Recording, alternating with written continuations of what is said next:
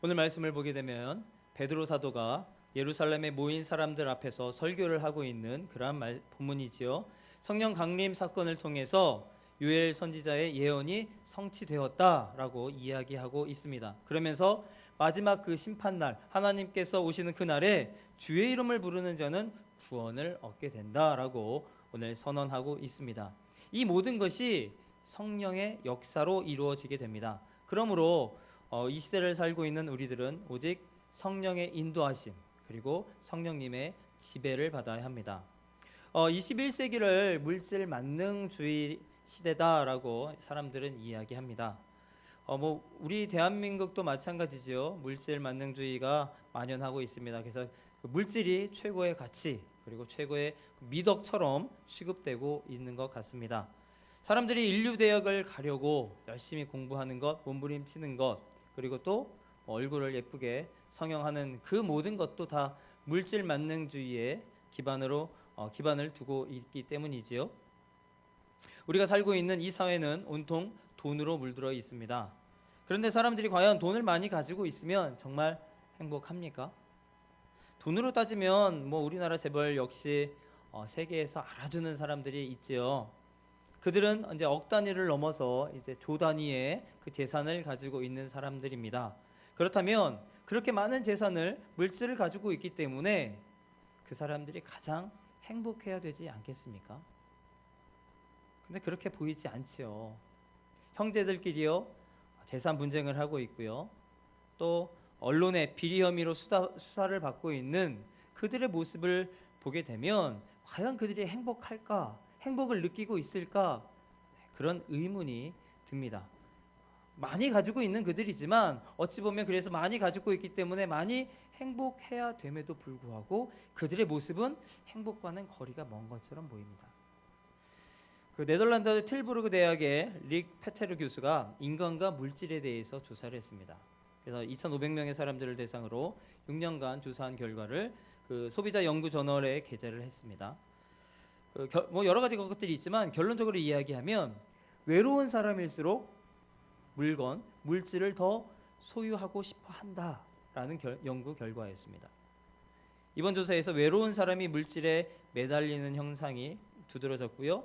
물질을 성공의 척도나 아니면 행복의 묘약으로 생각하는 사람들, 그 사람들은요 시간이 지나면 지날수록 많이 가졌기 때문에 이제 조금씩 물질이 쌓이기 때문에 그 외로움이 덜하고 그래야 됨에도 불구하고 결론은 반대로 외로움은 더 커졌다라는 것입니다.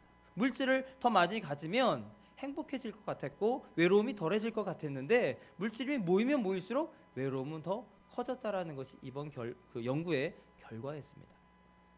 오히려 물질이 사람을 외롭게 하는 것입니다. 물질 만능주의가 사람을 공허하게 만듭니다.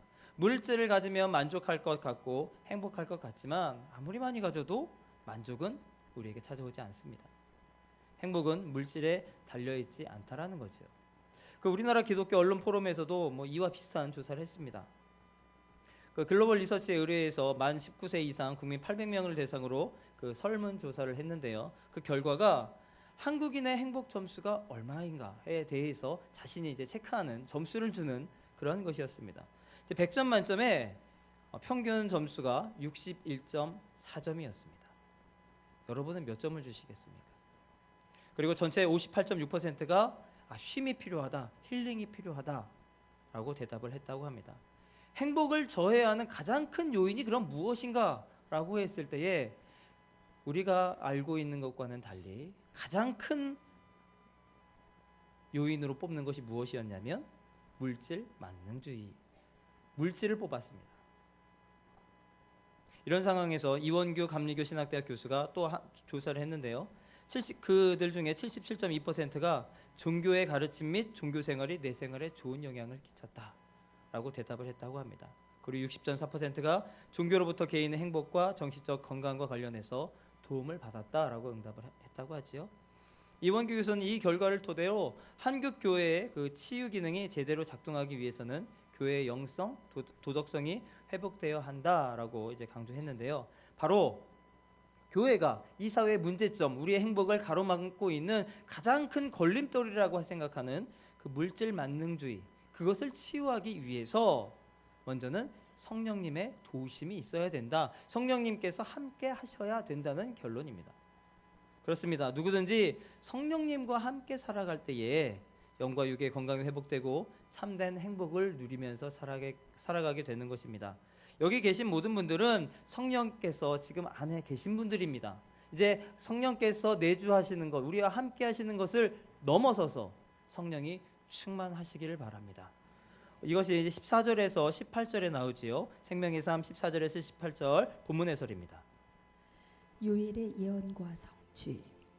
베드로는 성도들의 방언을 술 취한 사람의 주정이라고 조롱하는 유대인들을 향해 선지자 요엘의 예언을 들어 반박합니다. 베드로가 요엘의 예언을 인용해 오순절 성령 강림 사건을 설명한 이유는 구약에 익숙한 유대인들이 요엘의 예언을 잘 알고 있었기 때문입니다. 베드로는 그 예언을 근거로 들어 유대인들이 성령 강림 사건을 쉽게 이해하도록 도와주고 더 이상 그 사건에 대해 비난하거나 조롱하지 못하게 했습니다. 놀라운 것은 성령께서 죄로 인해 멸망당할 육체에 임하심으로 자녀들은 예언을 하고 젊은이들은 환상을 보며 늙은이들은 꿈을 꾼다는 사실입니다. 이러한 요엘의 예언이 성령 강림으로 성취되어서 누구든지 영적인 일을 깨닫고 하나님의 말씀을 사람들에게 전할 수 있게 되었습니다.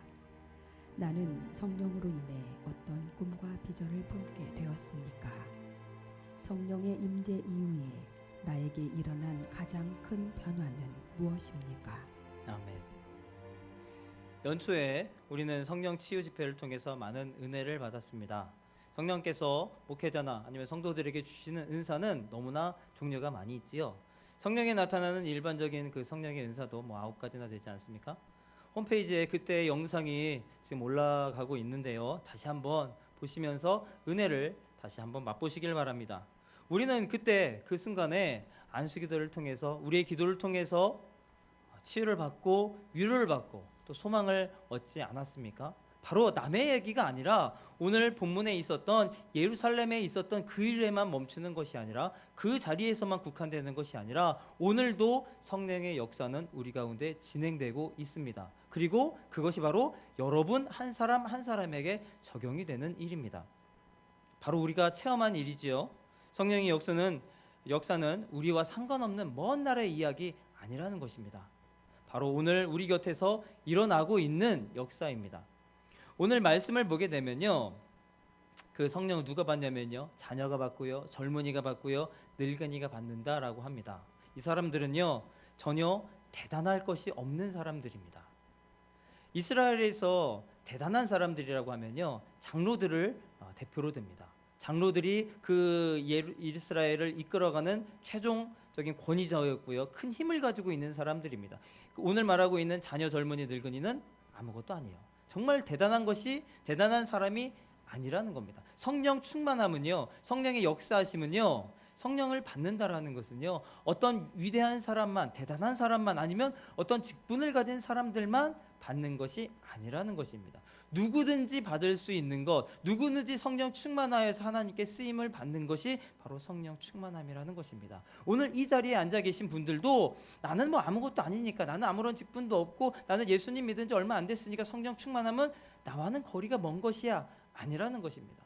여전히 하나님의 성령 충만함은 오늘 누구에게나 주어진다라는 것입니다. 동일하게 주어진다라는 것이고요. 그리고 성령 충만함을 받으시면요, 비록 어제 아니면 오늘 예수님을 믿고 내 안에 오늘 성령님이 오셔도 쓰임을 받을 수 있다라는 것입니다. 세상에 그 누구보다 귀하게 쓰임 받으실 분들이 바로 이 자리에 앉아 계신 여러분들입니다. 그 전제가요 바로 성령 충만함이죠. 성령님의 역사를 다시 한번 경험하시기를 바랍니다. 성령님의 역사로 다양한 영적 체험을 하시기를 바랍니다. 베드로가 바로 이 설교를 하지요. 이것이 14절에서 18절에 나옵니다. 우리 함께 14절에서 18절을 읽도록 하겠습니다. 베드로가 11사도와 함께 서서 소리를 높여 이르되 유대인들과 예루살렘에 사는 모든 사람들아, 이를 너희로 알게 할 것이니 내 말에 귀를 기울이라.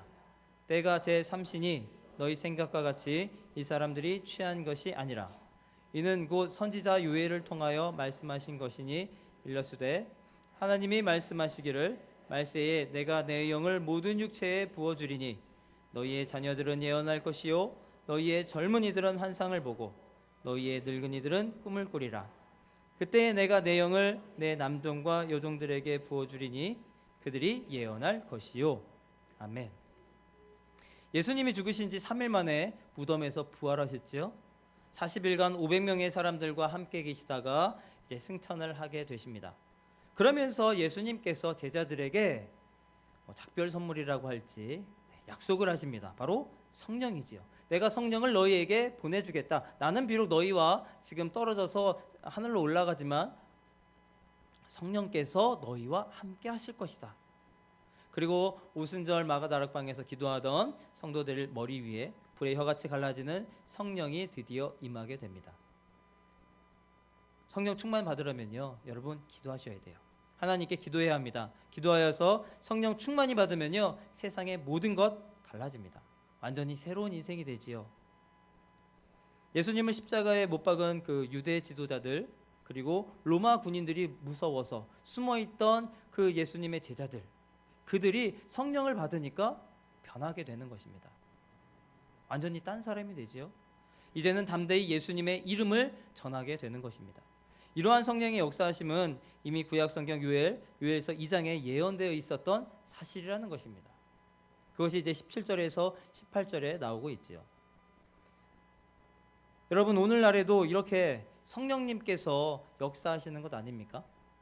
성령님께서 우리에게 들어오셔서 이렇게 여러 가지 다양한 활동들을 하고 계십니다.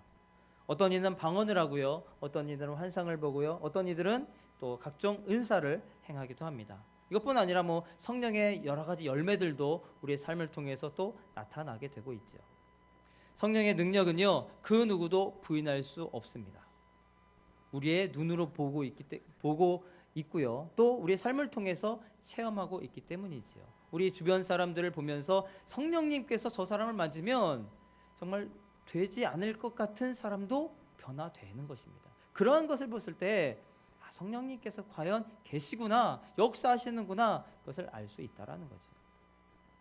어떤 사람뿐만 아니라 마찬가지. 지금 저는 그렇게 생각해요. 저 한 사람을 보면서, 저를 보면서 과연 제가 이 자리에 설 사람이 아닌데 정말 성령님께서 만지셨기 때문에 이 자리에 섰다라는 것을 저는 항상 느끼고 있습니다. 여러분 자신을 보시면서 과연 내가 하나님 전 앞에 이렇게 앉아 있을 거라고 생각이나 하셨습니까? 상상이나 하셨습니까? 저는 여러분 자리에 앉아 있는 것을 넘어서 지금 이 자리에 서 있거든요. 제가 이 자리에 서 있을 거라고는 상상도 못했어요. 저는 목사님의 자녀로, 아들로 태어났지만 잘 놀았거든요. 방탕한 생활을 자주 잘했어요. 정말 열심으로 놀았어요. 그래서 정말 그 여러분의 자리에 그냥 주일 예배만 참석해도 저희 아버지는 감사하셨어요. 그런 저가 이 자리에 올라와 있다는 것은요, 성령님께서 만지셔야만 가능해요. 그건 정말 기적 중에 기적이에요. 그러니까 그건 저에 대한 이야기고요. 여러분 한 사람 한 사람도 마찬가지예요. 여러분께서 어떻게 이 자리에 앉아 계실 수 있을까? 정말 예수님과 전혀 상관없는 그러한 삶 가운데에서 여러분이 이 자리에 나와 있는 것은요, 성령님께서 여러분의 마음을, 발걸음을 주장하셨기 때문이라는 거죠. 이 모든 것들이 성령의 역사죠.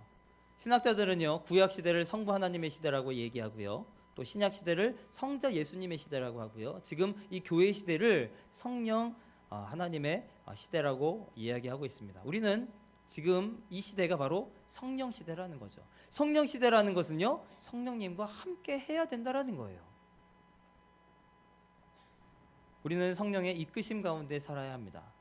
성령님께서 우리에게 하시는 일이 무엇입니까? 성령님께서는요, 우리에게 열매를 맺게 하시고요, 성령님께서 은사를 우리에게 주세요.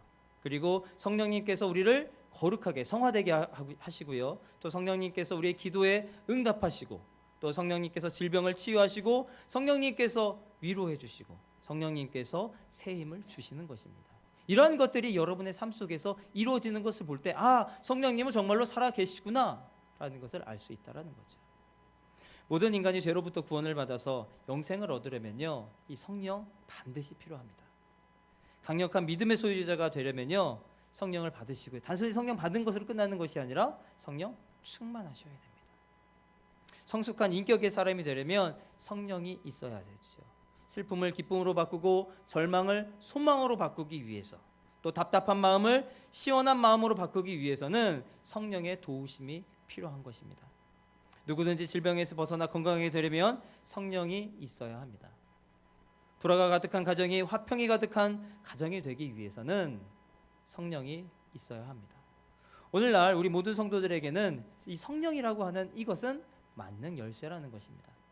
다른 그 무엇으로도 해결할 수 없는 문제일지라도 성령 앞에서는요, 성령이 함께 하시면 다 해결된다라는 겁니다. 성령은 우리의 인생을 송두리째 바꾸어 주시는 분입니다. 그 18세기 최고의 부흥사이자 순회 설교자인 조지 휘필드 목사님이 계십니다. 이분은요, 미국의 신앙을 잇게 한 위대한 인물이죠. 미국 사람은 아니에요. 영국 사람에도 불구하고 이 조지 휘필드로 말미암아 미국의 신앙의 불이 붙어요. 그래서 미국을 그 청교도의 나라, 그리고 또 믿음이 있는 나라라고 이야기할 수 있었던 이유가 바로 조지 휘필드라는 사람이에요. 그러니까 지금처럼 TV가 있고 라디오가 있어서 복음을 전하고 있는데 그 18세기에는 그게 없었죠. 그래서 이 조지 휘필드라는 사람은요, 이 목사는요, 직접 복음을 전해요. 말을 타고 다니며 마차를 타고 다니며 걸어서 복음을 전하는데요, 미국에 있는 사람들 80%에게 전해요. 자동차를 타고 전한 거 아니에요. 자신의 발로 걸어 다니면서 미국의 80%를 전하죠. 그래서 조지 워싱턴이 등장하기 전까지 미국에서 가장 유명한 사람이었다라고 표현을 해요.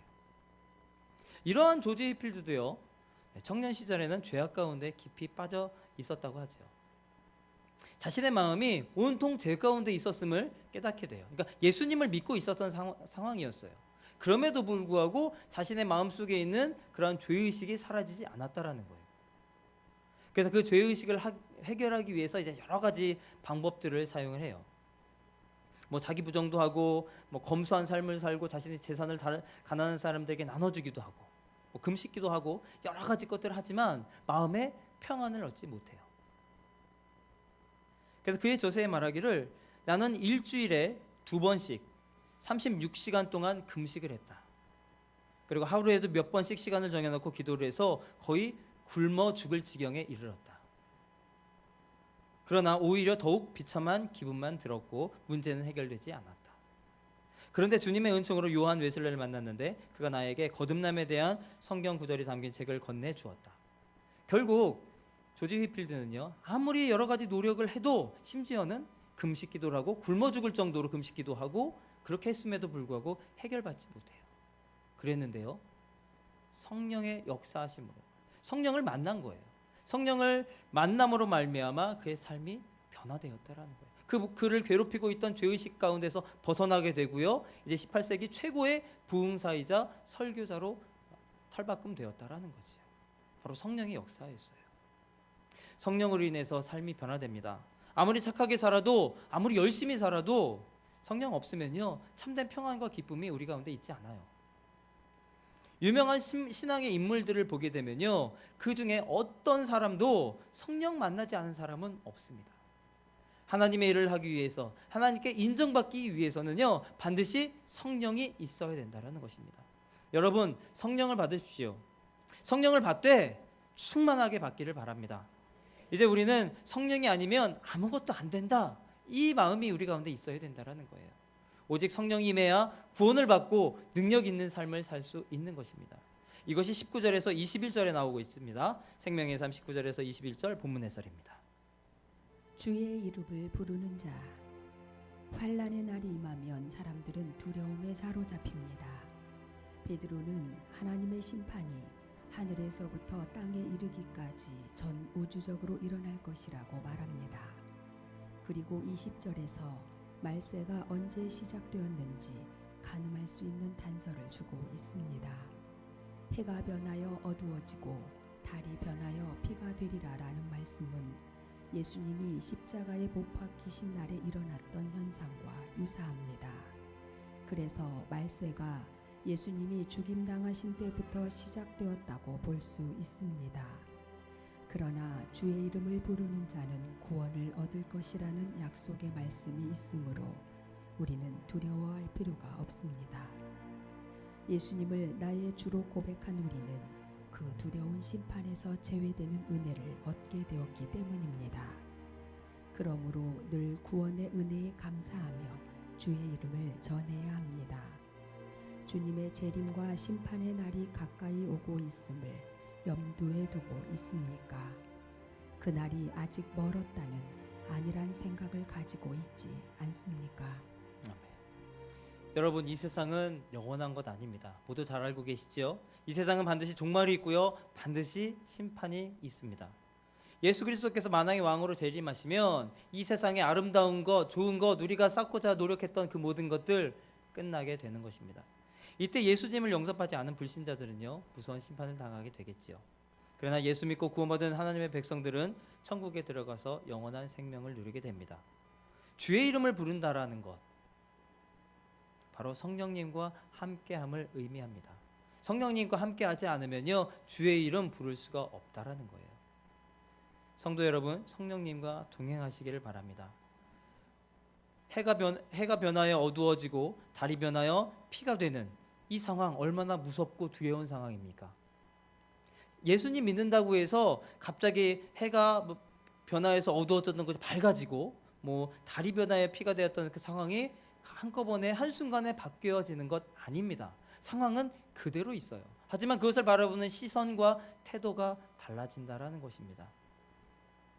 제가 어렸을 때 방학 때마다 이제 시골에 내려갑니다. 시골에 내려가면 이제 시골이니까 모든 시골이 그렇듯이 교회가 멀잖아요. 이제 그 밤에 이제 수요 예배나 드리기 위해서 이제 밤길을 걸어갑니다. 시골 당연히 가로등 없지요. 그런 없는 길을 이제 걸어가게 됩니다. 걸어가게 되는데 이제 모든 시골이 그렇듯이 항상 공동묘지를 지나가야 돼요. 그럼 정말 무섭죠. 정말 무서움에도 불구하고요, 부모님이 나와 함께 하시면요, 공동묘지 안 무서워요. 그냥 아무 생각 없이 그냥 엄마 아빠 손 붙잡고 가는 거죠. 그런데 엄마 아빠가 없다면요, 저 혼자 아니면 제 동생이랑 둘이 걸어가면요, 못 넘어가요, 거기를. 상황은 변하지 않아요. 캄캄한 밤은 그대로 있고요, 공동묘지는 그대로 있어요. 하지만 내가 누구와 함께 하느냐, 그에 따라서 내가 그것을 바라보는, 상황을 바라보는 태도와 시선이 완전하게 바뀐다라는 거예요. 바로 성령님께서 함께 하시면 어떤 환란이 오고 어떤 시험이 오고 두려움이 온다 할지라도 충분히 이겨낼 수 있다라는 거죠. 우리를 도우시고 힘주시는 성령님과 함께 걸어가시기를 바랍니다. 성령의 능력을 받으면요, 마귀와 싸워서 백전백승할 수 있습니다. 여러분, 앞으로 어떻게 살아가시겠습니까? 어떤 모습으로 인생길 걸어가시겠습니까?